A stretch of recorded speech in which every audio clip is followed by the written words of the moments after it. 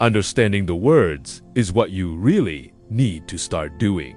You need to start doing your homework and understand the words.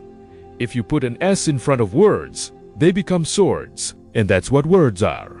They can cause big problems.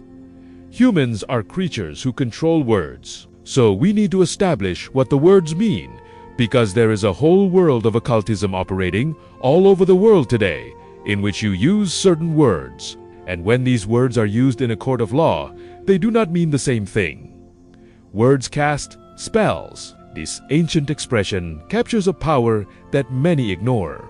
Same thing, from ancient magicians to modern philosophers.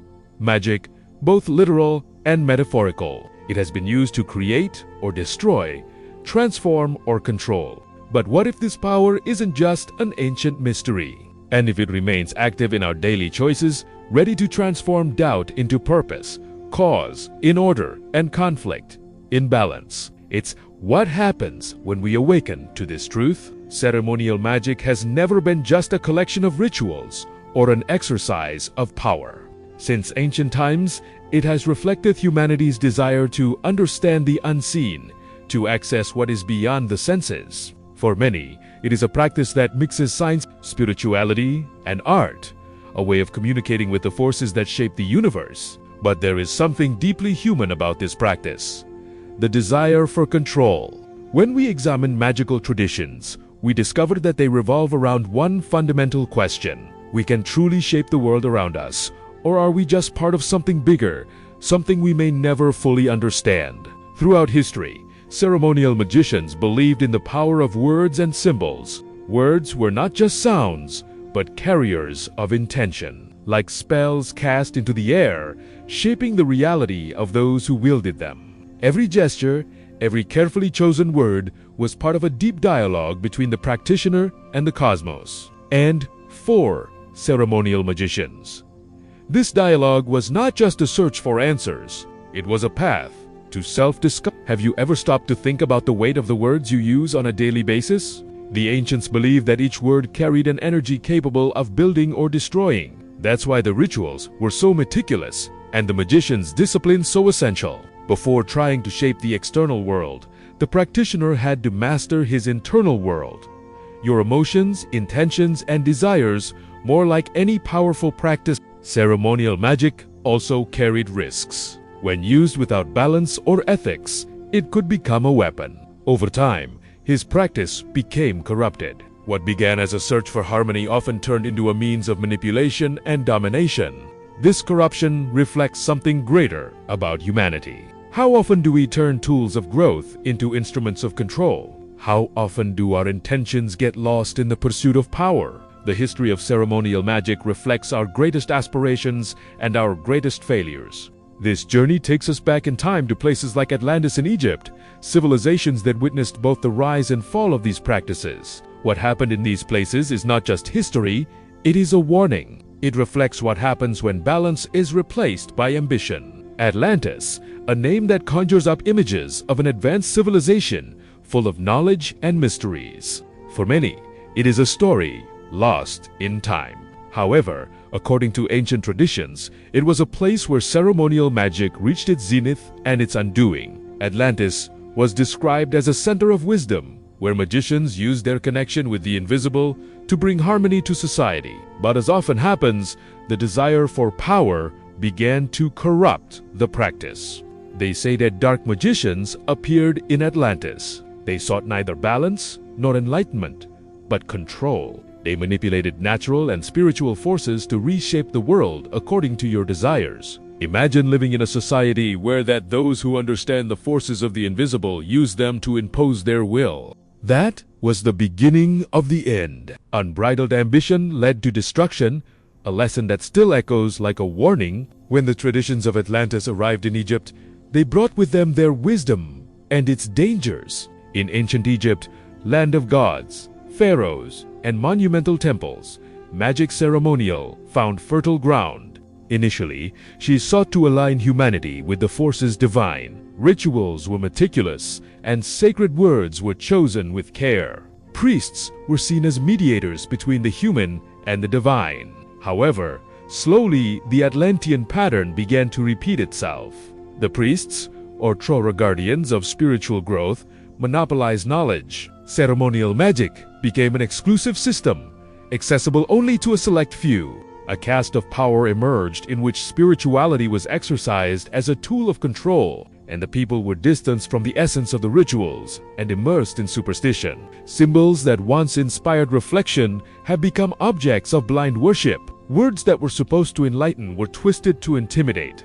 A practice intended to uplift the spirit has turned into a mechanism to maintain power in the hands of a few. Even the pharaoh, considered a divine figure, became a booty in a larger system, controlled by the priests. Have you ever thought about how this mirrors the modern world? When knowledge is accumulated by the few and used to manipulate the many, history repeats itself. Whether through ceremonial magic or modern systems of power, the result is the same. An incessant quest for control replaces a genuine connection with purpose. The story of magic in Egypt is both a story of potential and danger. It reminds us that when balance is lost, what should be released can quickly become a tool of oppression. Ceremonial magic, which began as a path to self-discovery and harmony, has become a weapon of domination. And the cost of this corruption was immense, not just for society, but for the very essence of the practice. In both Atlantis and Egypt, the lesson is clear. Power without ethics inevitably leads to downfall. But what does this mean for us today? Do we learn from these mistakes? Or do we continue to repeat the same patterns, just in different ways? It's a question that resonates, challenging us to reflect on how we use the power we have, whether spiritual, social, or personal. These cycles of rise and corruption lead us to the next critical point: the specific dangers of using magic to manipulate, disregarding the consequences. The terrain of black magic offers dark lessons that still affect us today. Now imagine for a moment what leads someone to seek control over forces they cannot fully understand. Black magic derives from this impulse, a desire to bend the mysteries of the universe at will, but like a fire that heats and burns this path filled with dangers. Unlike the ceremonial magic that seeks harmony, black magic works like a pact. It's not about aligning yourself with the cosmos, but to force him to obey. The price, however, is almost always higher than the practitioner expects. Throughout history, there are records and myths of magicians who lost everything by manipulating forces beyond their reach. A prominent example is the legend of Dr. Faustus. This figure, who lived in the 16th century, is surrounded by stories that mix fact and fiction. Faustus was a scholar who sought to push the limits of human knowledge. Dissatisfied with what traditional methods taught him, he made a pact with dark forces, offering his soul in exchange for unlimited power and wisdom. According to legend, he was aided by a demon named Mephistopheles, who granted his wishes. But, as in all dealings with the supernatural, there was a price. When the term of the pact ended, Fastos was supposedly taken by forces he could not control. This story, popularized by works such as Gertrude Faust, is not just a cautionary tale. It also reflects what happens when the human desire for control crosses ethical and spiritual boundaries. Bustos symbolizes those who seek shortcuts, ignoring the consequences. And he is not alone. During the Middle Ages, some Kabbalists who strayed from spiritual principles and delved into black magic met similar fates. Many believed they could control elemental spirits to gain immediate power. However, these practices often led to unintended consequences, including personal tragedies, psychological tension, or persistent encounters with entities that they were not willing to return to their kingdoms.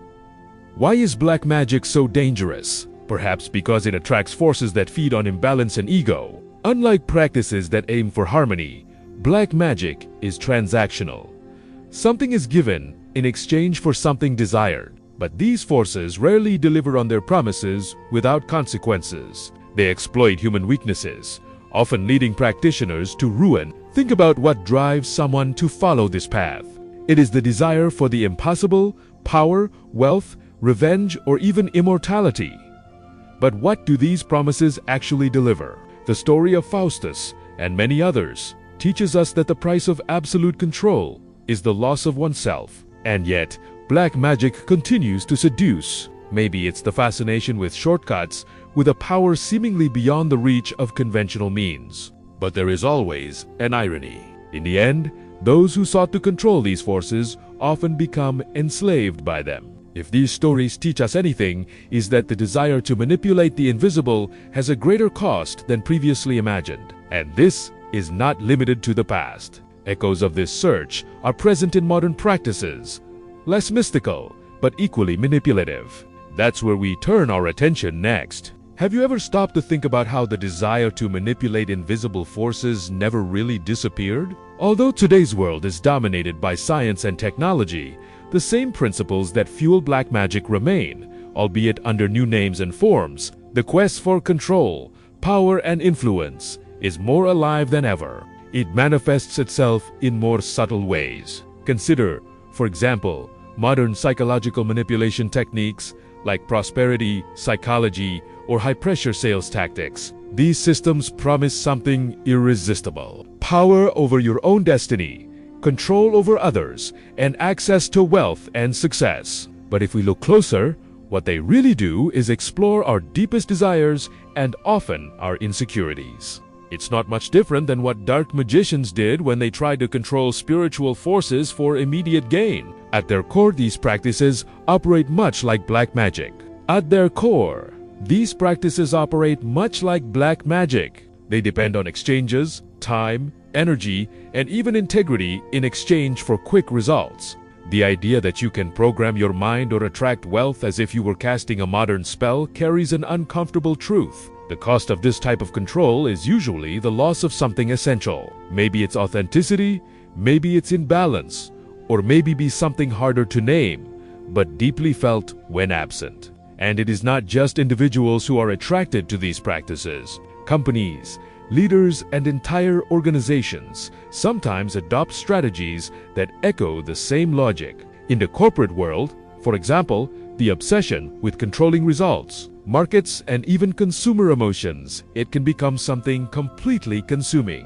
Persuasive sales tactics, aggressive marketing, and exaggerated promises of transformation. They are contemporary ways of trying to shape reality, just like the magicians of old performed their rituals. The difference is that today we do not invoke spirits to achieve these goals. We invoke data and algorithms and refine psychological strategies. However, the intention remains the same: to shape the external world to adapt to our desires, often without considering the broader impact. What do we lose in the process? What do we sacrifice when we seek control over others and ourselves? The most is intriguing how these practices manage to attract so many people. Just like the black magic of the past, they offer seductive promises, wealth, power, and instant happiness. But what do they really offer? And what price are we willing to pay? It's a question worth reflecting on. In the background, the connection between these modern practices and ancient forms of black magic. It reminds us of something fundamental about human nature. Our tendency to look for shortcuts to success can lead us down dangerous paths, even when these shortcuts seem perfectly acceptable on the surface. And just like the ancient magicians, we end up discovering that total control is often an illusion. But on the other side of this story, a path that does not seek manipulation, but harmony. Some see power not as something to be conquered, but as something to be understood and balanced. Although the quest for power and control dominates much of human history, there is another path, one that does not see the universe as something to be manipulated, but as something to collaborate with harmoniously. This is where ceremonial magic finds its highest purpose, as a means of exploring the invisible world with respect, responsibility, and ethical intention. Invisible with respect, responsibility, and ethical intention. Unlike black magic, which often feeds on selfish desires, true ceremonial magic is a practice of balance. It starts with a simple but profound question. What does it mean to be in tune with the forces around us? For those who practice it seriously, the answer lies in understanding that power is not something to possess, but something to be shared. It is a force that flows when aligned with what is natural and universal. Think of it like learning to swim in a river. You can try to control the flow of the water, but this will only exhaust you. Or you can learn to move with the current, understanding its strength and subtleties. Ceremonial magic teaches this second path. It's about recognizing that we are part of something bigger and that our individual strength is interconnected to this greater whole.